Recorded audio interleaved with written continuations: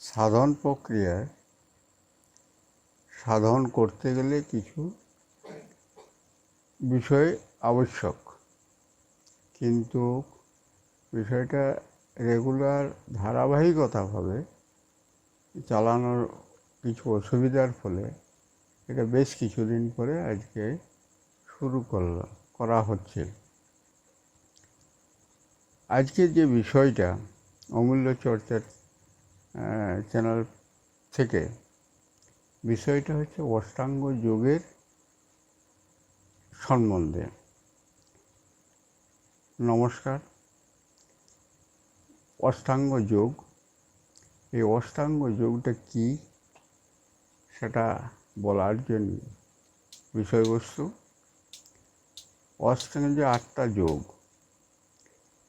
আপনার যত যোগেই, যেমন গীতায় আছে 18টা যোগ, সেই রূপ হচ্ছে যাজ্ঞবল্ক্য বলেছেন 8টা যোগের কথা। 8টা যোগে কী কী বলেছেন না, প্রকৃতি দেহের জীবাত্মা ও পরমাত্মার সংযোগেই যোগ বলেছেন। দ্বিতীয় বলেছেন দেহকে দৃঢ়করণের নাম যোগ। তৃতীয় হচ্ছে মনস্থির নাম যোগ। চতুর্থ বলেছেন চিত্তকে একান্ত করার নাম যোগ। পঞ্চম বলেছেন প্রাণ অপান বায়ুর সংযোগেই যোগ। ষষ্ঠ বলেছেন প্রাণবায়ুকে রুদ্ধও যোগ। সপ্তম বলেছেন নাদ এবং বিন্দু একত্রই হচ্ছে যোগ। অষ্টম বলেছেন কুলকুণ্ডলিনী সহিত শিব শক্তিকে যুক্ত করাই যোগ। এবং গীতায় তো জানেন 18টা যোগের কথা বলা আছে। সমস্ত যোগের মূল বিষয়বস্তু হল আত্মা ও পরমাত্মার সংযোগ বা মিলন ঘটানোর প্রক্রিয়ায় মূল উদ্দেশ্য। কিন্তু কী প্রণালীতে কার্য প্রক্রিয়া করতে হবে, সেটাই হচ্ছে অষ্টাঙ্গ যোগ। যত যোগেই যে যোগেই হোক না কেন, একটা প্রণালী আছে এবং একটা বিষয়কে, সেটাই হচ্ছে অষ্টাঙ্গ যোগ। অষ্টাঙ্গ যোগের প্রয়োজন, অতি অবশ্যই প্রয়োজন, তাদের যোগ হতে পারে নাই। অষ্টাঙ্গ যোগ হচ্ছে কি, তাকে ভেঙে বলতে গেলে অষ্ট অঙ্গকে যুক্ত করতে হয়। সেই অষ্ট অঙ্গর অনেক মতান্তর আছে। একটা হচ্ছে কি, কিছু বলা হচ্ছে যে হস্ত 2টি, চক্ষু 2টি, বক্ষ, হৃদয় এবং কপাল। আবার মতান্তরে বলা আছে হস্ত 2টি, চক্ষু 2টি, হৃদয়, কপাল, মন ও বাক্য। আবার একটা মতে বলা আছে যে নাসিকা, কর্ণ, পদ, নাসিকা 2টি, কর্ণ 2টি, পদ 2টি, আর হাঁটু 2টি। আর এই হচ্ছে বিষয়গুলো। মতান্তর নানা মুনি নানা মত একটা কথা আছে না, সেই রকম মতান্তর অনুপাতে বলা আছে। কিন্তু এই অষ্টাঙ্গ যোগের প্রাণায়াম প্রক্রিয়াই হচ্ছে মূল বিষয়বস্তু। প্রাণায়াম প্রক্রিয়া যদি না করেন, তাহলে সাধন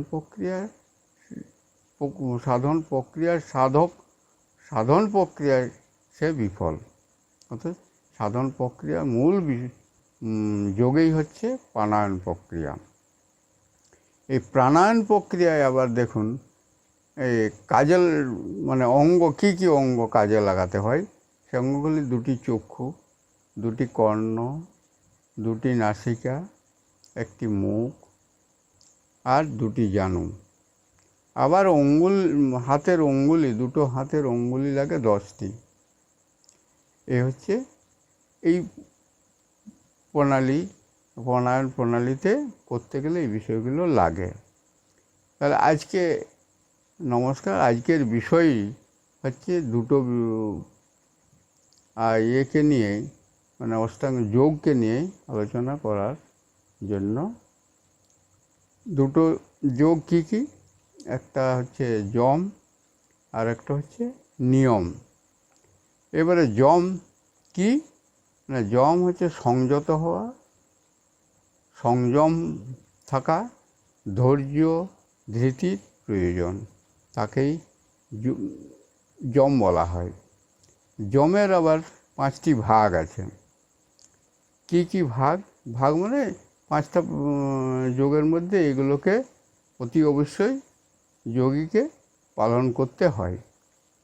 প্রথম হচ্ছে ব্রহ্মচর্য, তারপরে হচ্ছে অহিংসা, তৃতীয় হচ্ছে সত্য ভাষণ, মানে সত্য কথা বলা, চতুর্থ হচ্ছে নিরহংকার, মানে অহংকার রাখা যাবে না। পঞ্চম হচ্ছে অস্তেয়। অস্তেয় কথাটার মানে হচ্ছে চুরি। তাহলে ব্রহ্মচর্য কি? ব্রহ্মচর্য হচ্ছে যে দেহস্থ যে ব্রহ্ম অর্থাৎ বীর্যকে সংযত রাখা, ক্ষয়িষ্ণু থেকে তাকে করে বন্ধ করা। আবার হচ্ছে কি, একটা কথা আছে না, একটা প্রবাদ বাক্য আছে যে সাধক বড় লেঠা, কি বলে, ছাঁচার জল মড়কতাতে ওঠা। এইটা হচ্ছে ঊর্ধ্ব রেতের এই কথাটিকে প্রয়োগ করেছেন। তাহলে সাধককে কি করতে হবে? সাধককে এই রেত শক্তিটাকে ক্ষয় করা চলবে না, এবং তাতে যদি ক্ষয় করে থাকে তাহলে সাধন প্রক্রিয়ার ক্ষেত্রে তার ব্যাঘাত ঘটে। এরপরে হচ্ছে অহিংসা। অহিংসাটা কি? অপরের দ্রব্যে, অপরের সাফল্যে পরশ্রী কাতরতা এবং পরদোষ এবং বাসনা, কামনা বাসনা, আসক্তি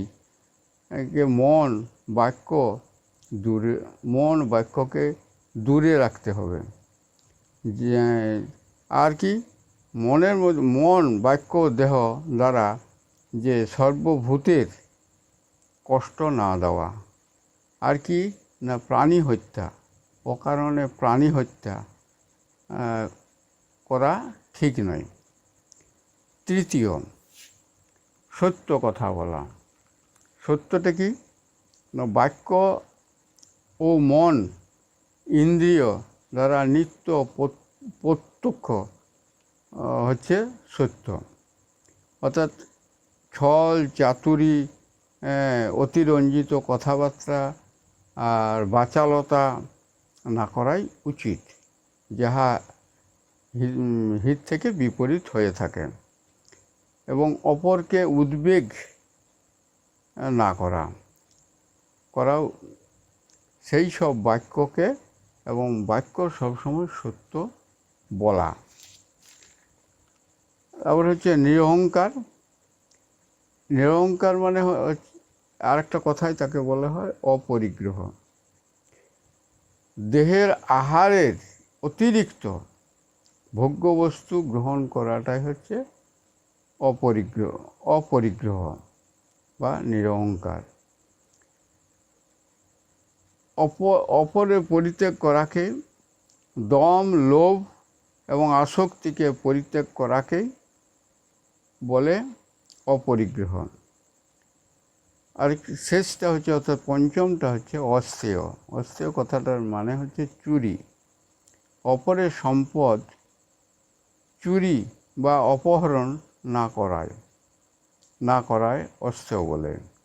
ইন্দ্রিয় সমূহকে সংযত করলে অস্তেয় সাধন হবে। এ হচ্ছে যমের কিছু নিয়ম কানুন মানতে হয় যোগীকে। দ্বিতীয় হচ্ছে নিয়ম। নিয়ম হচ্ছে কি, কোনো কর্ম সঠিক প্রক্রিয়ায় করাকে নিয়ম বলে। যেমন পতঞ্জলি বলেছেন যে এই নিয়ম হচ্ছে 5 প্রকার। 5 প্রকার কী কী না, শৌচ, সন্তোষ, তপ, স্বাধ্যায় আর ঈশ্বরের স্মরণ, এই 5 প্রকারের কথা বলেছেন। তাহলে শৌচটা কি? শৌচ হচ্ছে শরীর এবং মনকে মালিন্য দূর করা নামই হচ্ছে শৌচ। সন্তোষ, কোনো প্রতিদিন কর্তব্য কর্মে করতে গিয়ে হয়তো লোভ, ক্ষতি বা মনের মধ্যে জাগে যে এটা ক্ষতি করলাম, এইটা ক্ষতি হলো, বা এই বিষয়টা মনের মধ্যে মেনে নেওয়া হচ্ছে সন্তোষ। তপ হচ্ছে স্বধর্ম পালন করতে গিয়ে কষ্ট, দুঃখ ও শারীরিক মানসিক সহর্ষ বদনে মেনে নেওয়াই হচ্ছে তপ। আর হচ্ছে স্বাধ্যায় হচ্ছে তপটা আরেকটা করতে গেলে কি হয় না, যে প্রাপ্তির জন্য যে রূপান্তর, সেই রূপান্তরের একটা প্রক্রিয়া। স্বাধ্যায় নিজ স্বরূপ দ্বারা আপন কর্তব্য অকর্তব্য বোধ জ্ঞান জন্মে শাস্ত্র বা মহাপুরুষদের বাণী শোনা এবং পঠন পাঠনে ঈশ্বরের চিন্তা করাই হচ্ছে স্বাধ্যায়। ওই ঈশ্বর শ্রদ্ধা, ভক্তি ও চিত্তকে সমর্পণ করে একাগ্রে আনার নামে হচ্ছে ঈশ্বর স্মরণ। এই দুটো বিষয় নিয়ে বলা হলো। এরপরে আসন আছে আর তারপরে প্রাণায়াম আছে, তারপরে হচ্ছে প্রত্যাহার আছে, ধারণা আছে, ধ্যান আছে, সমাধি আছে। এগুলো পরে আলোচনা করা হবে। শেষ কথা যেটা বলার সেটা হচ্ছে, শেষ কথাটা হচ্ছে এই, আজকের দিনে যোগী পাওয়া কঠিন, যোগমার্গে লোক পাওয়াও কঠিন, যোগী পাওয়াও কঠিন, সঠিক যোগী পাওয়াও কঠিন। কেন আপনারা দেখছেন যে ওই যে একটা কথা আছে না, সংসারে থাকি কথাটাকে বলে যে যোগমার্গ করা বা যোগী হওয়া বা এই সাধন প্রক্রিয়া তার পক্ষে সম্ভব হয় নাই। তাহলে কি বলছি, সেই কথাটাকে একটুকু ছন্দে আমি বলছি। বসিয়া বাটিতে, খাঁটি রূপে খাটিতে ও খাঁটি রূপে খাটিতে, আর তীর্থে তীর্থে ছুটিতে, আর সন্ন্যাস দলে জুটিতে, ভণ্ডামি যে সাজিতে, আর ঝুটি ঝাঁটা রাখিতে, রঙিন বসন পরিতে, উপবাস করিতে, সংসার ধর্ম ছাড়িতে, ডুম্বুরা বিক্রিতে, আর সৎ সাধু খুঁজিতে, নানা শাস্ত্র পড়িতে, নানা কথা বুঝিতে। এই যে কথাগুলো, এগুলো হচ্ছে কি, যেমন ঘরে বসে বলছে হবে না, অর্থাৎ সংসারে বসে হবে কি নেই। আর খাঁটি রূপে খাটিতে, মানে কষ্ট করব না, সহজে যদি পাই খাঁটি জিনিসটাকে। তীর্থে তীর্থে ভ্রমিতে, তীর্থে যায় অনেকে ধর্ম খোঁজে, মুখ খুঁজে, এটা এই যে তীর্থে ছুটি বেড়ায়, অর্থ ব্যয় করি, পরে তার মধ্যে একটা অশান্তি আসে। তারপরে হচ্ছে সন্ন্যাসীর দলে জুটিতে। অনেকে বলছে যে ঘরে অনেকে কী ভাবে, সন্ন্যাসী না হলে এসব সাধন প্রক্রিয়া সম্ভব নয়, সেই জন্য কি সন্ন্যাসী খুঁজে যায়, সাধু সন্ন্যাসী খুঁজে। তারপরে হচ্ছে সেইখানে যাই কি করে, ভণ্ডামি, অনেকে যে সাধু সাজি ভণ্ডামি করা, আপনারা দেখছেন তো, সাধু সাজি ভণ্ডামি সাজিতে। আর সাধু সাজতে গেলে ওই যে জটা জুটি, অর্থাৎ জট রাখতে হবে, কী করতে হবে কে যে বিষয়টা। আবার সাধু সাজতে গেলে রঙিন বসন পরা। আবার সন্ন্যাসী হতে গেলে নাকি উপবাস করা। আবার একটা কথা এর আগে বলা হয়েছিল যে ওই আমিষ আর নিরামিষ, সন্ন্যাসী হলে আমিষ খেতে হবে, নাহলে সাধন প্রক্রিয়া হবে নাই। এই বিষয়টা নিয়ে আলোচনা হয়েছিল, কিন্তু সে তার দেহের প্রয়োজনে ইয়ে করা। এবং আবার একটা জিনিস সত্য কথা বলতে গেলে, সাধন প্রক্রিয়া আপনি কখন করে, সাধকদের কখন ভোরের সময় সাধন প্রক্রিয়া অর্থাৎ প্রাণায়াম প্রক্রিয়া করতে হয়। তাহলে সেই রাত্রে যদি সে ওই যে হট জাতীয় মানে উত্তেজক পদার্থ যদি খায়, তার পক্ষে তো সেদিন প্রাণায়াম করা একটা অসুবিধা হয়। সেই জন্যে সে নিরামিষ সেদিন খাওয়াই হচ্ছে উত্তম বিষয়। আর সৎ সাধু খুঁজিতে, মানে ওই যে সৎ সাধু খোঁজার জন্যে ছুটে মানুষ। আর অনেকে কী করে, শাস্ত্র পড়ি মানে সাধন প্রক্রিয়া জানার চেষ্টা করে, নানা শাস্ত্র পড়ি আর নানা কথা, আর হচ্ছে নানা কথা বুঝিতে, মানে কথা বোঝার জন্যে ইয়ে করে। কিন্তু এগুলো তো সে বিষয়বস্তু নয়। আপনাকে সাধন প্রক্রিয়া অষ্টাঙ্গ যোগে আপনারা আসতে হবে। অষ্টাঙ্গ যোগ ছাড়া সাধন প্রক্রিয়া সম্ভব নয়। এত সে অষ্টাঙ্গ যোগের এই যম নিয়ম এগুলো পালন করা দিয়ে প্রাণায়াম প্রক্রিয়া হচ্ছে সে ইয়ে করা। যেমন ধ্যানও তো সেই প্রক্রিয়া। ওই প্রাণায়াম প্রক্রিয়াটা অতি অবশ্যই দরকার, এবং সেটা হচ্ছে সঠিক পদ্ধতিতে সঠিকভাবে করার। এগুলো ওইটা পিছনে আলোচনা করা হবে। এই হচ্ছে বিষয়বস্তু। এই অনিয়মিত ঠিক নিয়মিত আমরা প্রচার করতে পারছি না নানা অসুবিধার ফলে। এটা আপনারা নিজের গুণে ক্ষমা করবেন, এই বলে এখানে আলোচনার বিষয় আজকের মতো এখনের মতো শেষ করলাম।